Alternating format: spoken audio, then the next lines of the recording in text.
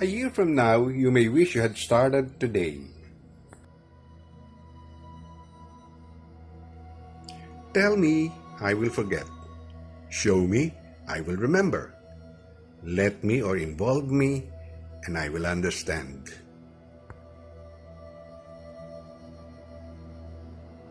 When troubles and worries come our way, let us be warriors, not warriors.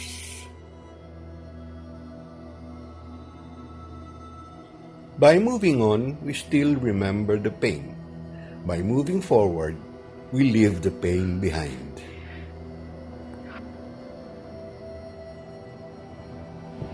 When you get to the top, you find a good view of what's below. Be humble when you're there, because that doesn't make you king.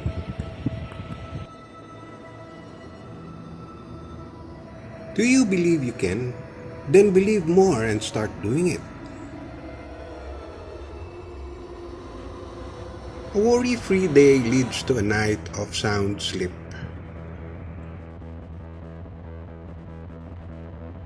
Age changes our looks but leads our hearts and minds to maturity.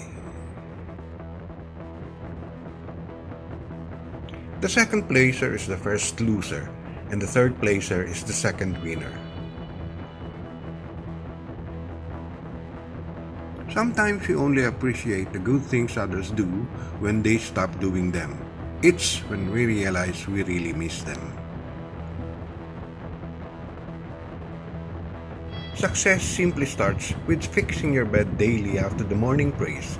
It proves that you've been raised in discipline, the key to self-fulfillment. Hardships always make us weak, but overcoming them gives us strength.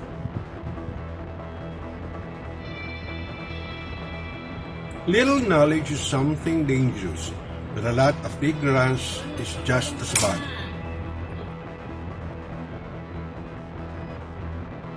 Every conflict has a reason, but there's always an avenue for reconciliation.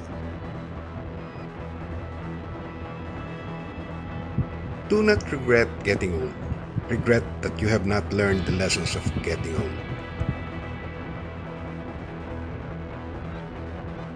A smile can conceal a person's worries, but a cheerful face can't hide his joy. Applause is the only favorable interruption.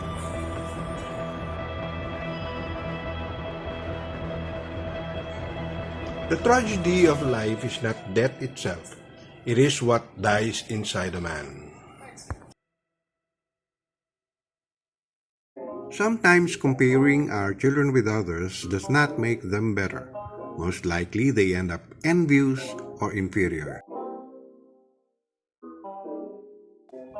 Endings may be painful, but without them, we may not learn to start on something new and better beginning.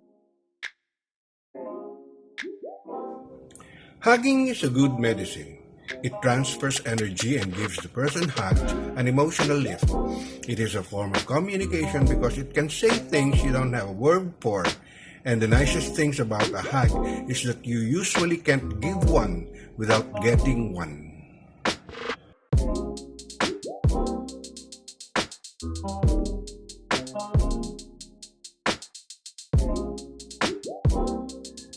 Every conflict has a reason, but there's always an avenue for reconciliation. You cannot see in the dark with your naked eyes, but your heart can. Love must be like wine. The older it gets, the sweeter it tastes. I quote Archbishop Fulton Sheen, "If you do not live what you believe, you will end up believing what you live." Denzel Washington, in one of his speeches, said, "Don't be afraid to fail big." I repeat, don't be afraid to fail big. As I reflected on those words of Denzel Washington, I came to a realization that is true. Don't fail big. Don't be afraid to fail big. Because when you fail big, you learn big. And when you learn big, you earn big. Avoid comparing your children with other children. They have their own identities. Old photographs can embarrass your children when they grow up.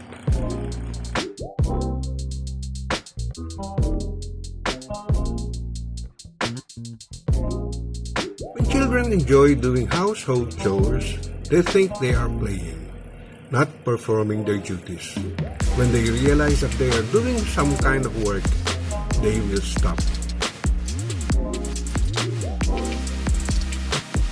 The lame may find it difficult to walk, but still he can try to move forward.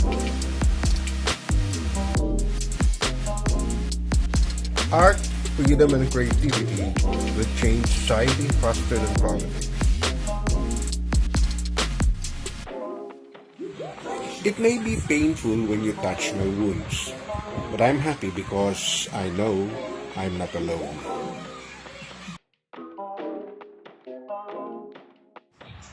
When you join any pilgrimage, like Lourdes or the Vatican, be a pilgrim first before you become a tourist.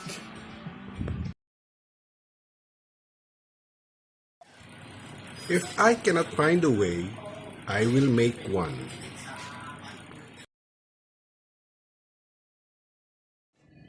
When we hear people say, in our times we were persecuted, criticized, ridiculed, etc., the first thing that comes into our minds is we as the victims.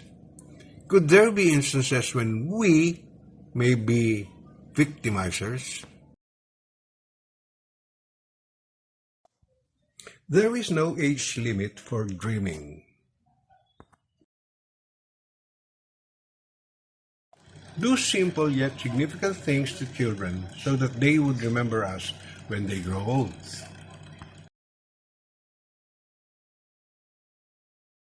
Creation was by the Father. Incarnation was by the Son. Sanctification is by the Holy Spirit. When we have them all, it will be transformation through the Blessed Trinity.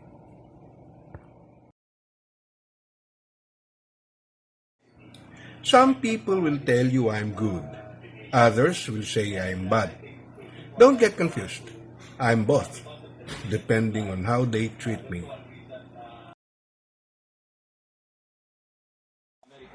Despite the trials, of which I have many, I don't forget to let Jesus enter my heart.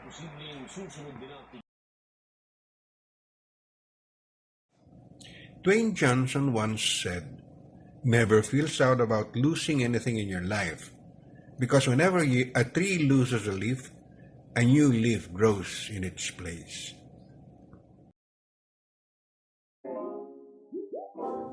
When most of us Filipinos go to America, we can communicate with them because we know how to speak English.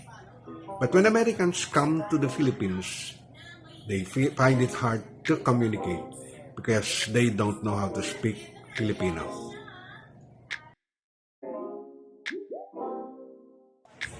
Don't stop moving forward because it means you're growing, progressing, advancing, and developing.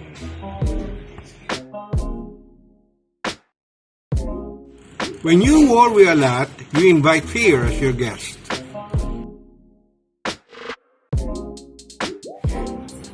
I am me, you are you. Can it be I am you, you are me?